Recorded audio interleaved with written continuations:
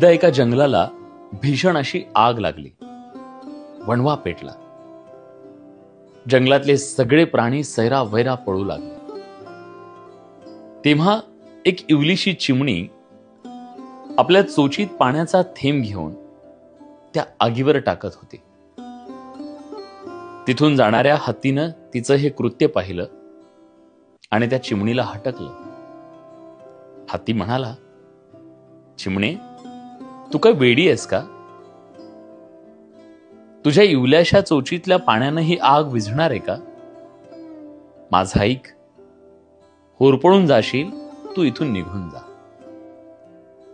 त्यावर त्या चिमणीनं हत्तीला दिलेलं उत्तर अतिशय महत्वाचं आहे.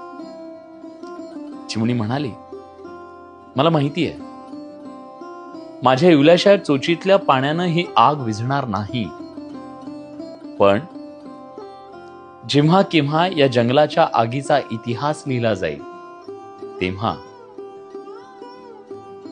जंगलातून पळून जाणाऱ्यांच्या नाही, जंगलाची आग बघणाऱ्यांच्या नाही, तर जंगलातली आग विझवणाऱ्यांच्या यादीत मी असेन हे नक्की.